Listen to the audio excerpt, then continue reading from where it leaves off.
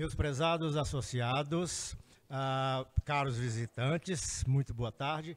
Nós temos a satisfação de apresentar hoje, na nossa programação de palestras mensais, uma palestra proferida pelo associado José Luiz Fevereiro, sobre a Convenção Postal Brasil-França de 1867.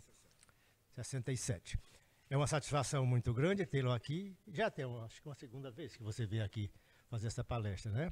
E sempre tem uma plateia nova que está ansiosa para ouvir as palavras do Fevereiro. Vou passar para ele. Muito obrigado. Bom, boa tarde a todos e a todos. Ia falar a todos e a todas, mas não há todas aqui, só a todos. Então, a rigor, a outra palestra que eu fiz aqui, creio que tem uns 2 anos, foi sobre acordos postais pré-União Postal Universal. Essa de hoje é especificamente sobre o acordo Brasil-França. Mas antes de começar a falar sobre o acordo Brasil-França, vamos fazer uma viagem para o que eram as comunicações postais no início do século XIX. Estamos falando de comunicação por navios à vela, que dependiam de correntes marítimas e de vento, e que, portanto, não tinham regularidade. Se nós olharmos a comunicação do século XVIII e do início do século XIX, era comum que cartas comerciais fossem com 2, 3 vias, por navios diferentes, por rotas diferentes, primeiro, para ter certeza que chegava, e segundo, para que a primeira que chegasse cumprisse, enfim, com o máximo de velocidade possível, o papel de dar a informação devida. Então era comum a gente encontrar cartas de 1800 até 1850, primeira via, segunda via, porque eram mandados por navios diferentes. Isso criava, evidentemente, uma série de dificuldades à comunicação. Você mandava uma carta ou mandava algum tipo de mercadoria e não tinha um prazo, não tinha uma ideia de quando chegava, e isso tinha um evidente impacto do ponto de vista das relações comerciais entre o Brasil e a Europa, Estados Unidos, etc. A primeira convenção postal que o Brasil faz é em 1810 com a Inglaterra, né, exatamente após a abertura dos portos às nações amigas, no caso era a nação amiga, e é estabelecida uma linha de paquetes entre o Rio de Janeiro e o porto de Falmouth. Essa linha opera, é uma linha inglesa, ela opera com navios à vela, portanto, com todos os problemas decorrentes de não ter prazo de chegada, não ter previsibilidade de tempo. Ao mesmo tempo em que isso ocorre, já a partir do século XVIII, ocorre a chamada primeira Revolução Industrial, que é baseada na descoberta do motor a vapor. Inicialmente utilizado em tecelagens, que passam a operar teares mecânicos com força motriz à base de vapor, gerado com a queima de carvão. Esses motores começam com a indústria tecelagem, começam a ser usados em outros aplicativos, começa a ser usado em ferrovia, começa a ser usado em motores de barcos, de início barcos fluviais. A navegação transoceânica, como ela depende de carvão para gerar o vapor que movimenta o motor, demora mais tempo a se generalizar. Os primeiros navios transoceânicos a vapor são dos anos 30, 1830 e alguma coisa. No Brasil, a primeira carreira de vapores transatlânticos começa em 1851, com a Royal Mail Steam Packet, conhecida no Brasil como Mala Real Inglesa. E ela estabelece a carreira entre o Rio de Janeiro e o porto de Southampton. Há um episódio curioso em relação a isso, porque há duas expressões populares aqui. Uma é a pontualidade britânica, que diz respeito ao fato de que, pela primeira vez, havia uma empresa que se comprometia a entregar uma correspondência que saísse do Rio de Janeiro, ou uma carga que saísse do Rio de Janeiro em Southampton em 28 dias. Em 21 dias estaria em Lisboa, em 23 dias estaria no Porto e em 28 dias estaria em Southampton. Isto, a ideia da pontualidade, era cumprido, porque o motor a vapor possibilitava isso, né? A segunda expressão curiosa, o Xavier lembra disso, no Nordeste até hoje, as pessoas se referem à menstruação feminina como paquete, porque dura 28 dias. Essa expressão tem como origem o período que a viagem dos paquetes a vapor da Royal Mail Steam Packet faziam entre o Rio de Janeiro e Southampton, que eram 28 dias, e era rigoroso. A não ser que houvesse algum acidente, algum problema grave, eram rigorosamente 28 dias. Isso, evidentemente, revolucionou todo o sistema de transportes e agilizou não apenas o comércio, mas agilizou também o processo de circulação de correspondência. E começa a haver várias outras empresas entrando e prestando serviços. Em 1860, o Brasil assina um convênio com a França. Até então havia apenas um convênio com a Inglaterra, feito em 1810, renovado em 1853. E assina um convênio com a França, estabelecendo que os vapores da Compagnie Maritime de Messagerie Impériale pudessem transportar malas postais entre o Brasil e portos de outros países. Aqui cabe um parênteses, porque quando a gente fala no acordo Brasil-França, as pessoas podem achar que esse acordo regulava a correspondência entre o Brasil e a França. Não. Esse acordo regulava a correspondência entre o Brasil e qualquer outro porto que navios franceses dessa companhia tocassem. Então era possível mandar uma carta daqui para os Estados Unidos, daqui para a Inglaterra, daqui para a Prússia, para a Áustria, para a Itália, ao abrigo da Convenção Brasil-França.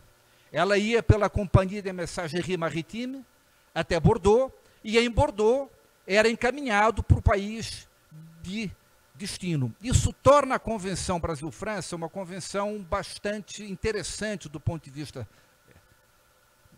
filatélico, porque ela dá uma complexidade, uma pluralidade de situações muito grande.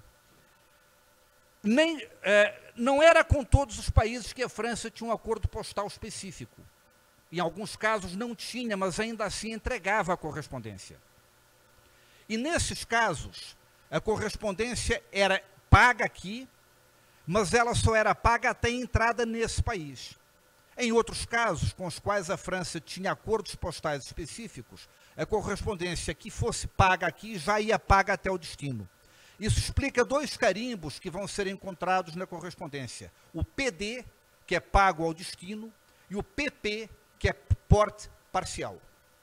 O porte parcial é usado em correspondências que vão para países com os quais a França não tem um acordo de intercâmbio postal e, portanto, não é ressarcida pelo correio local, nem ressarce o correio local. É o caso da Argentina, do Uruguai, é o caso da Espanha.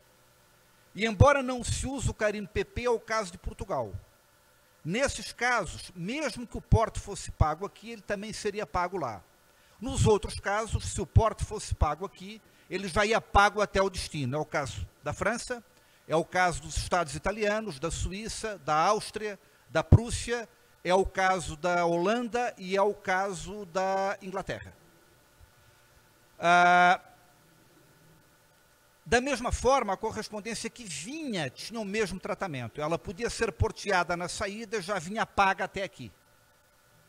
Quer dizer, essa era a grande vantagem, porque vamos imaginar a situação de um cidadão que em 1855 quisesse mandar uma carta para Viena, na Áustria. Ele podia mandar para um navio inglês, pagaria um porte aqui na agência consular inglesa, a carta ia por Liverpool, e de Liverpool iria para a Áustria, e o cidadão na Áustria também tinha que pagar. Ou podia mandar por um navio mercante francês, pagava um porte aqui, na França, isso era novamente taxado, o destinatário pagava também. E a pessoa nunca sabia quanto custava, não sabia por que navio ia, não sabia qual era o prazo de se fazer a entrega.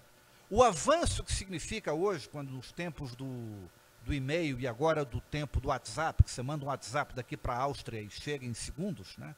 Naquela altura isso era uma revolução. O cidadão sabia que se ele postasse uma carta aqui, ela chegaria em Viena em provavelmente 35 dias, era uma revolução do ponto de vista da agilidade de comunicações.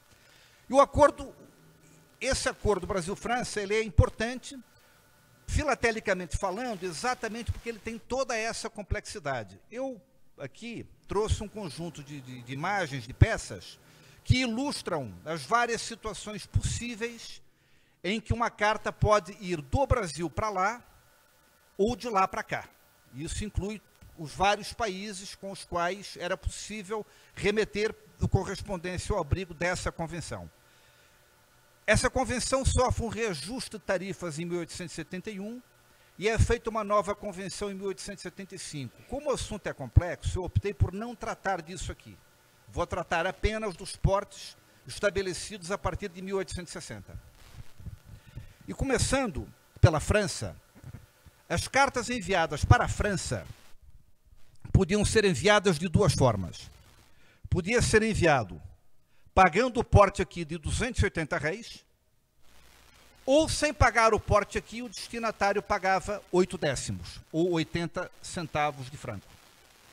Havia a prerrogativa do remetente pagar ou do destinatário pagar, e o preço seria o mesmo. A relação de câmbio entre 280 réis e 80 cêntimos, ou 8 décimos, era de equivalência. E isso aqui, esse 8 aqui é um carimbo, não é feito à mão, é um carimbo, e ele denota 8 décimos de franco. Da mesma forma, a correspondência que vinha para aqui tinha duas possibilidades. Ou era porteada lá em 80 centavos, 8 décimos, olha o carimbo aqui, paga o destino, ou vinha sem porte. E aí levava esse carimbo F17 e pagava 280 réis aqui. Se ela viesse com selo, vinha com carimbo, paga o destino. Se ela viesse sem selo, levava um carimbo F17, denotativo que tinha que pagar o porte aqui, e o porte era cobrado aqui à razão de 280 réis. Não. Parece, mas não é PD. É porque está apagada a parte de baixo. Aqui seria o segundo porte, né? Uma carta em segundo porte são 1,60 franco, que é o dobro, carimbo PD, e uma carta daqui para lá, paga lá 16 décimos. Essa daqui vai, por acaso, por um vapor inglês, mas na mala francesa do vapor inglês, portanto, ao abrigo da Convenção Brasil-França. E aí, GB, 1,60 franco. Ou seja, vem via Grã-Bretanha, paga 1,60 franco, que é exatamente essa mesma tarifa. Um caso terceiro porte, uma carta com mais peso, 2,40 francos, aqui está. O número 3, que denota que o peso da carta corresponde a 2 francos e 40, o carimbo PD, um P e o D. E aqui é uma carta de segundo porte, seria 1,60 franco, o cidadão colocou um selo só, 80 centavos. Nesse caso, a convenção era cruel, porque ele não ia pagar, o destinatário não ia pagar a diferença. Se o porte na saída fosse colocado a menor, o destinatário pagava integral. Então aqui vocês veem o F17, caracteriza que o porte não está pago, e o destinatário pagou 560 réis, que está muito apagado aqui, ó, 560 em lápis de cera azul. Muito apagado, muito leve, mas está aqui, 560, 560 réis. Ele pagou o equivalente ao que seria o segundo porte, no destino, e foi desconsiderado o porte pago na origem. Ou seja, não havia ainda o conceito de taxa pela diferença de porte. O conceito era de multa por não ter pago o porte. Aqui é Convenção Brasil-França, cartas dirigidas do Brasil à Inglaterra e vice-versa. O porte previsto era um porte de 300 réis. Se pago aqui, ou de 9 pence se pago lá. O exemplo que eu tenho aqui é uma carta do Brasil para Birmingham, pagando 300 réis, de acordo com a Convenção Brasil-França, está aqui via Bordeaux, o que denota que ele foi pela Messagerie Maritime Imperial, o carimbo PD paga o destino. E aqui é uma carta da Inglaterra, dirigida à Bahia, via Bordeaux, carimbo PD paga o destino, 9 pence, 2 selos de 4 pence, um selo de 1 pence. 2 selos de 4 pennies e um selo de 1... Não, 2 selos de 4 pence e um selo de 1 penny.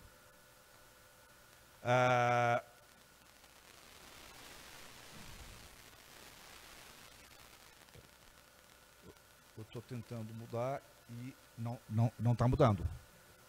Pronto, agora foi. Da mesma forma, essa carta vem de Londres ao Brasil. É uma carta via Bordeaux, carimbo PD, é uma carta de segundo porte. Ela vem aqui com 1 shilling, 6 pence e mais 1 pence.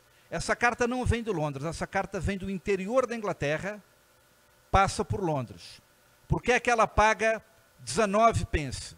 Porque ela paga 1 penny pelo trânsito interno à Inglaterra e 18 pence, 1 shilling e 6 pence, pela Convenção Brasil-França, segundo porte, para vir da Inglaterra até o Brasil. Carimbo PD, pago ao destino.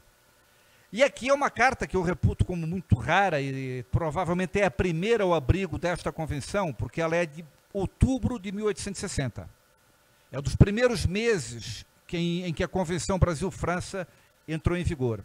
Ela vem sem porte, não tem porte pago, portanto o carimbo é F20, denotativo que o porte tem que ser pago aqui, e o porte de 300 réis foi pago.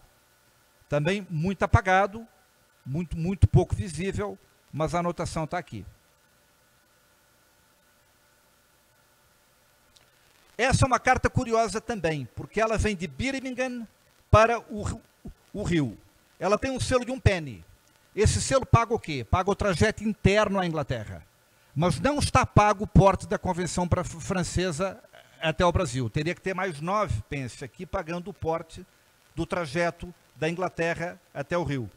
Portanto, leva o F20 e paga 300 réis aqui.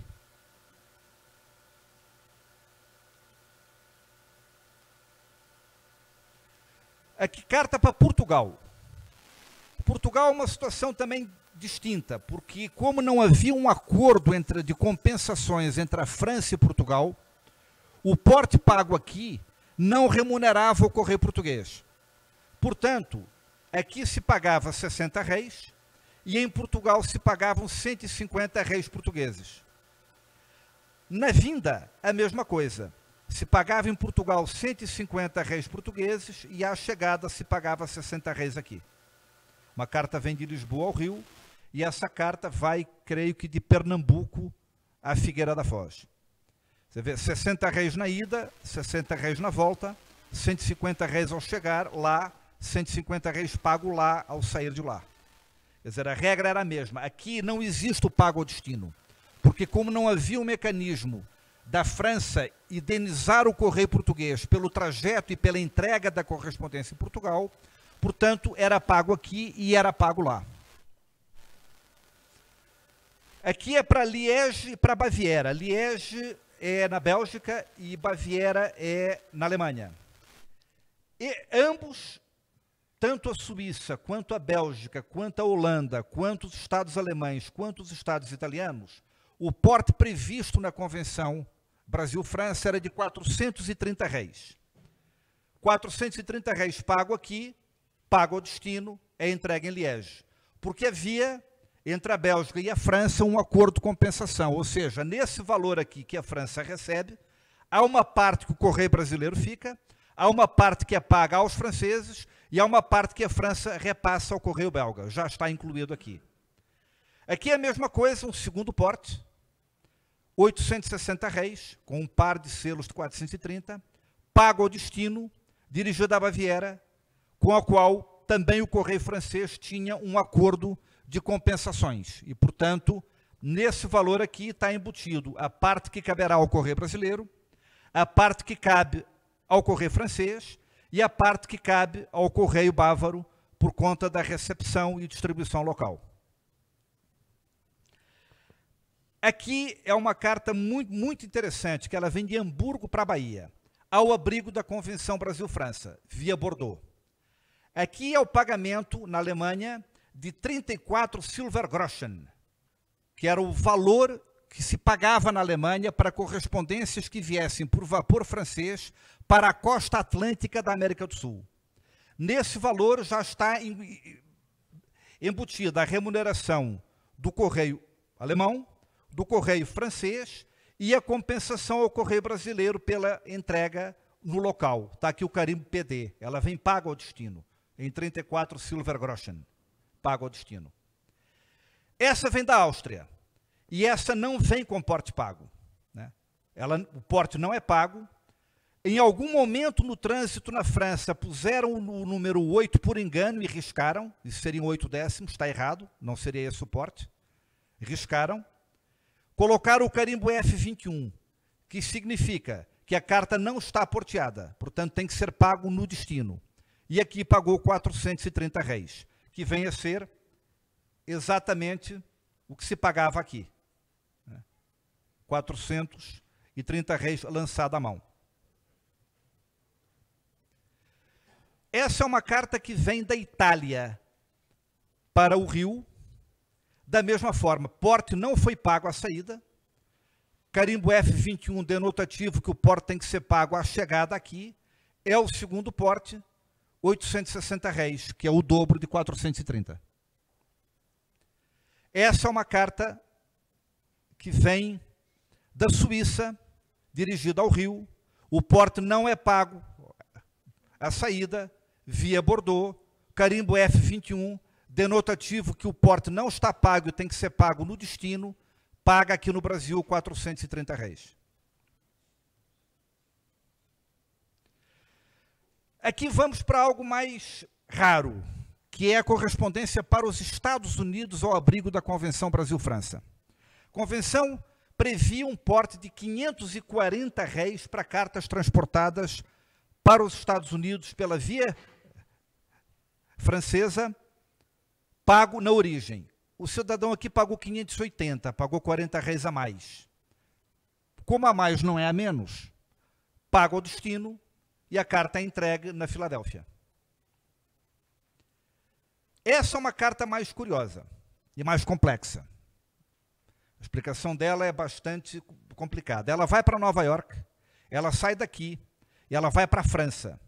Na França, por conta do acordo postal entre a França e a Inglaterra, ela é encaminhada para Liverpool, para um vapor da Cunard Line, e por esse vapor ela vai para Nova York.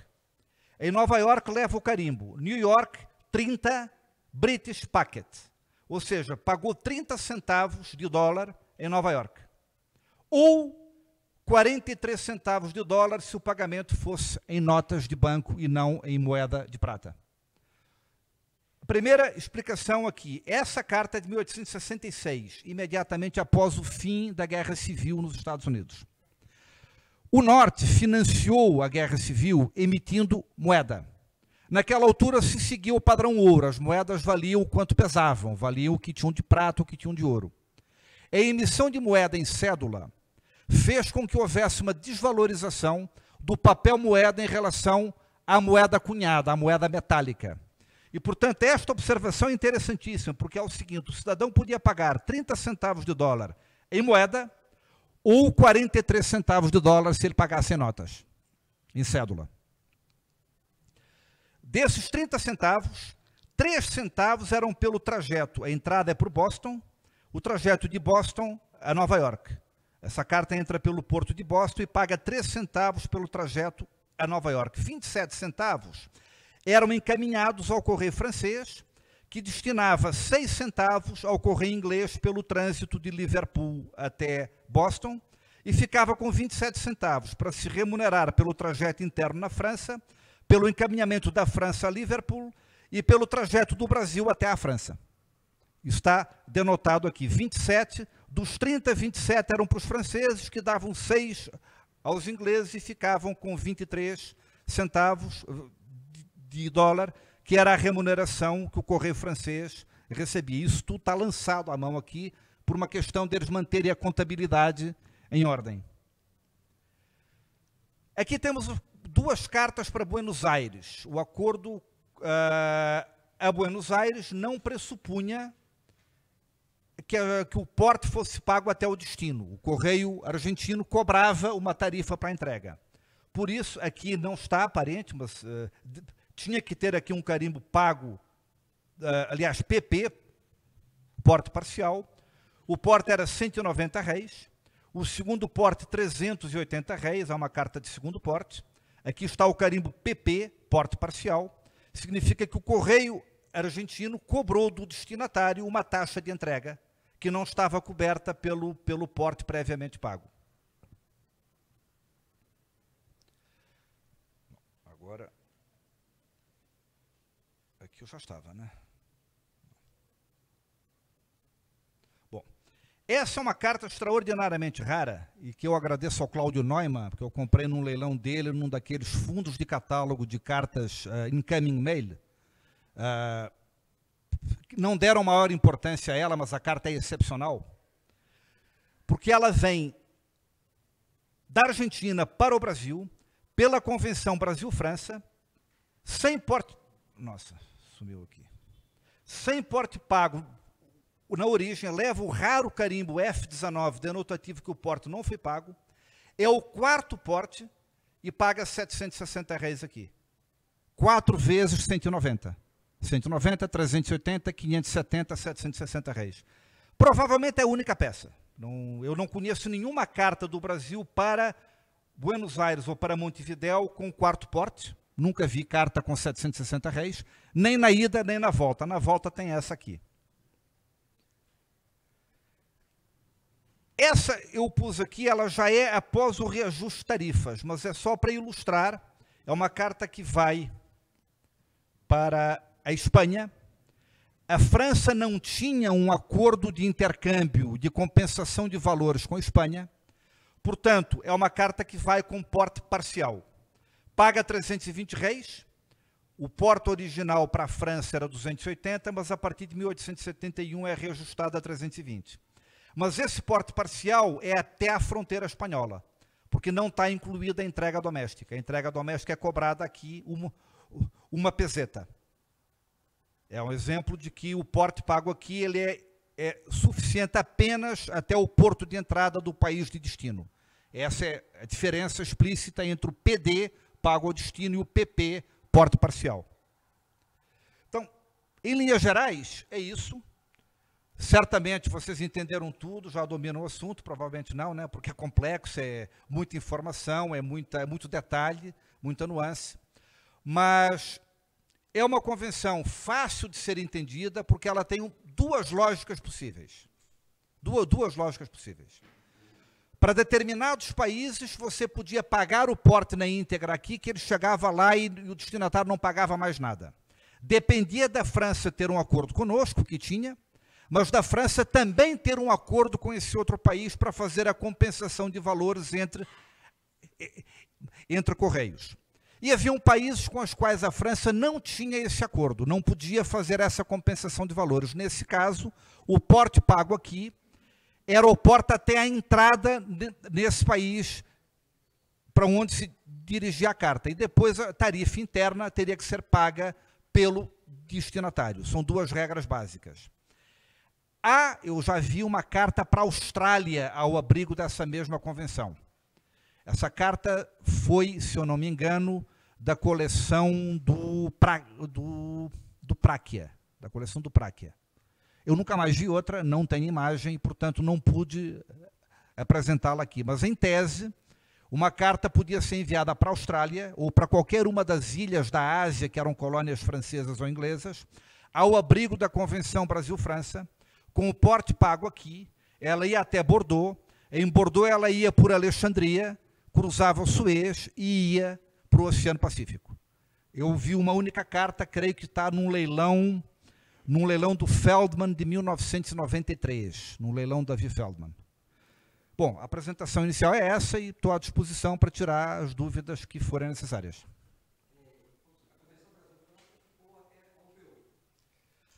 Não, ela não fica até o PU. Ela se encerra em 1874. É feita uma nova convenção que entra em vigor em 1875, mas que basicamente regulamenta a correspondência entre Brasil e França. Em 77 entra o Acordo de Berna, que ainda não é o PU, mas já é um acordo com características universalizantes. Você passa a ter uma única tarifa para todos os países que estavam na Convenção de Berna. Eram poucos os que não estavam, a Argentina só entra em 78, o Uruguai só entra em 1880.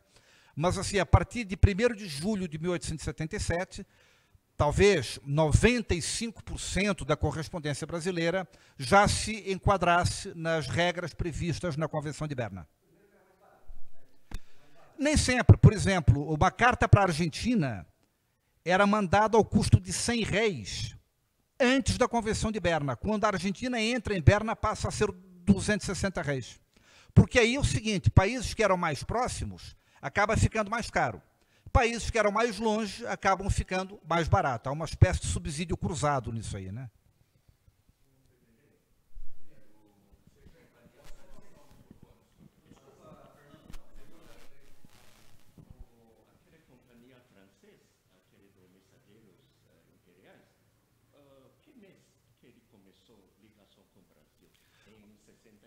Não, começa em 1860. 1860. Os primeiros navios é o Guyeno, Extremadura, Navarre, e mais um que agora me fugiu o nome. São 4. Eu acho que é julho, final de julho. No final de julho. Não sei o dia exatamente, mas é final de julho de 1860. De início, o Brasil ainda não tinha selos. Porque esse selo aqui, de 280 réis, ele é feito para atender a essa convenção. E esse selo sai em 1861.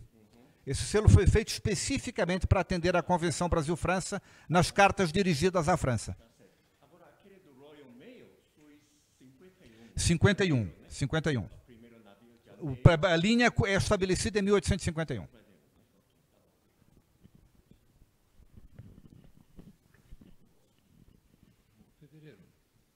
Muito bacana a tua exposição, está de parabéns. Mas aproveitando essa primeira folha, embaixo, no envelope de baixo, Sim. ele tem o carimbo de 8 décimos. Sim. Isso. E esse carimbo com um conceito lá? Esse aqui? Esquadrado. Esse carimbo aqui, ele diz o seguinte, essa carta veio pela mala francesa de um navio inglês, veio pelo TIN, da Royal Mail, na mala francesa, e isso é uma marca de intercâmbio entre a França e a Inglaterra. É a compensação que a França tem que pagar à Inglaterra. Ou seja, 8 mais 1,60 fica o total? Ou Oi? Fica 8 décimos mais 1,60, é isso que eu entendi? Eu estou entendendo errado. Boa pergunta. Agora essa você me pegou, porque é que está aqui o 8 com 1 franco 60. GB 1 franco 60. Às vezes acontecia, e não sei se é o caso, mas às vezes acontecia de uma carta levar em cima o carimbo de porte referente a 3 ou 4 cartas que estavam juntas. É uma hipótese, mas a rigor não se justificaria isso. Tá aí, essa daí eu vou ter que ver o que se passou aí. Porque, em tese, 1 franco 60 seria o correspondente ao segundo porte. Ele pagou os 8 décimos. Não, o destinatário aparentemente pagou 8 décimos. Esse carimbo aqui é que provavelmente pode se referir a 2 cartas. Esses 8 décimos equivaleriam aos 280 réis. Ao 280 réis. E que equivale a esse selo aqui. Esse selo aqui, 80 centavos. Né? Equivale a isso. Tá ótimo. Valeu, obrigado.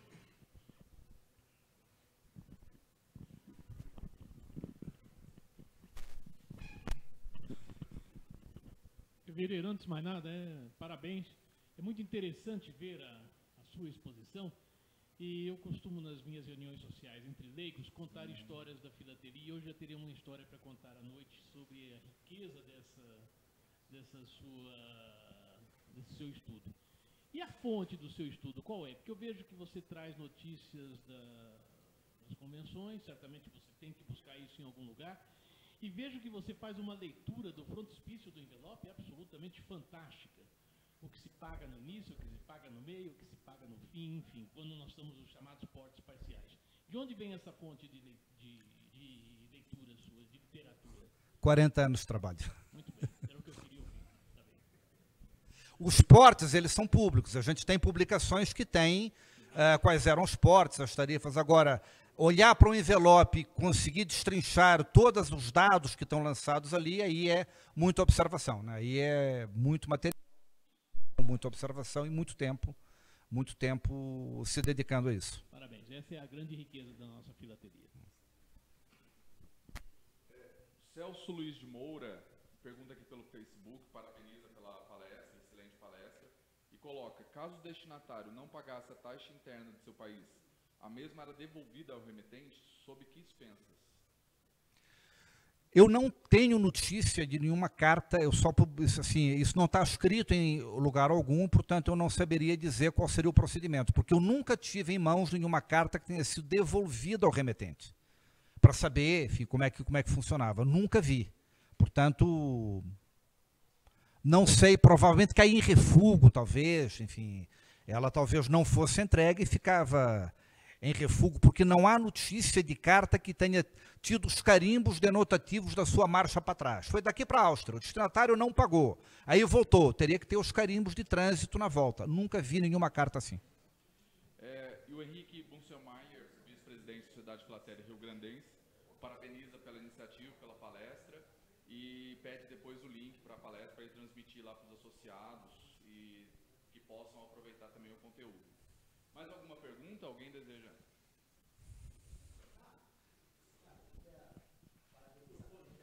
Espera aí o som. É um pedido, na verdade, assim, parabenizando pela apresentação. Como você mesmo falou, é muito assunto resumido que você passou. Queria saber, ilustrado com essas peças, que a gente já tem as peças, não precisa mandar de novo, mas se aprofundando mais na matéria para a gente publicar no próximo boletim, agora em outubro. Tá, o que posso fazer é o seguinte, eu posso mandar a descrição de cada peça. E aí, imagem 1, descreva a peça e mando, isso eu faço. E a não tem problema. De porte? Onde eu posso... Tabela de portes ela é pública, uma parte dela está no catálogo RHM de 1999, tem também publicado, acho que na revista Mosaico, ou na Filatelia Brasileira também tem, isso em várias publicações ela existe. Eu posso inclusive enviar cópia, mas essa é a parte mais fácil, né? A parte mais difícil é entender o porquê de uma coisa, o porquê de outra, e o que é que uma determinada marca ou anotação, a pena que aparentemente a gente não dá importância, e ela diz tudo em relação à carta. Essa é a parte mais difícil. Legal, mas não tem problema que a gente destrinche. Obrigado, Federico.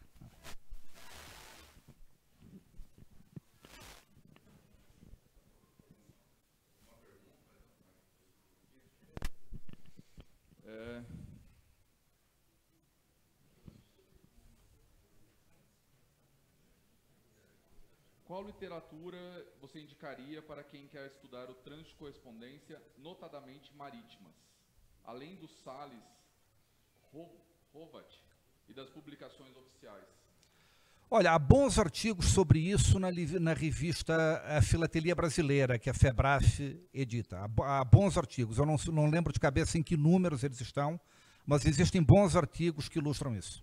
Eu queria também aproveitar para dizer o seguinte, aparecem com frequência cartas da França para o Brasil, do Brasil para a França é mais raro, com outros portos que não esses aqui, com o carimbo PP, e que geram confusão. Essas cartas estão fora da Convenção Brasil-França.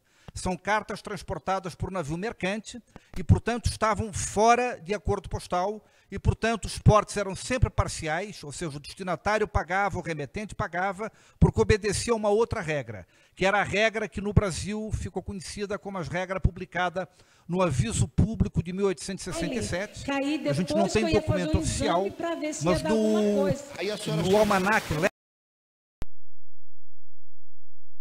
com uma tabela de portos para países, de correspondência dirigida a países com os quais que estivesse ao desabrigo de convenções postais. Então, por exemplo, embora houvesse uma convenção Brasil-França, essa convenção dizia respeito à correspondência transportada pelos vapores da mensageria marítima imperial. Se um navio mercante de fulano qualquer, que fosse francês, levasse uma carta, estava fora disso. E era submetido a outras regras. E ainda que levasse um porte aqui, levava o carimbo PP de porte parcial, que também seria cobrado lá, e na volta a mesma coisa. Aí ela fez o voto, eu me lembro, isso faz muitos anos. Quantos anos faz? Isso já tem... Uns 8, 9 anos, mais ou menos. Ela fez e deu. E ela fez o voto da Operação Invisível. Quem fez o voto da operação, diga amém! Ah, você vai pescar, vai ou não vai? A pesca maravilhosa. Ela fez fez o voto, ela pegou o bálsamo, pediu a Deus, implorou ao Senhor e fez outro exame. Quando ela fez outro exame, voltou, a médica mandou ela em casa, fez o exame antigo, no exame antigo tinha as pedras, no novo havia desaparecido e ela foi operada invisivelmente para a glória de Deus. Foi operada? Foi. Sumiu? É isso que interessa, tá bem? Diga glória a Deus. Deus é fiel ou não A é? forma mais fácil é porque era comum na época colocar o nome Se do o navio seu escrito casamento no está frontispício da desmoronando, a E aí a família está relação sendo desfeita da- pelo inimigo.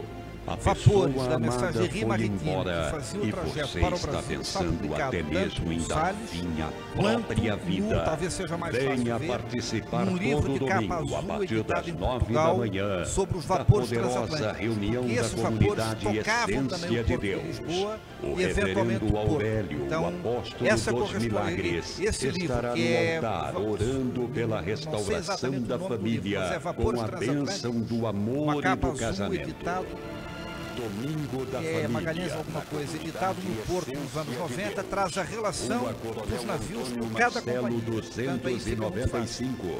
Na eventualidade de não ter anotado o nome do navio, 490 da Rua aí dá para Bresser, saber pela a data de chegada. 200 Aí metros tem que da buscar o Salles, estação tem que Bresser buscar do metrô. para onde foi a carta pelo carimbo de chegada, qual é o navio que chegou no porto naquele dia. Esse trabalho de pesquisa também já foi feito e Ligue também já é agora disponível. ou mande um WhatsApp com o seu nome e o bairro onde você mora e receba a oração de milagres.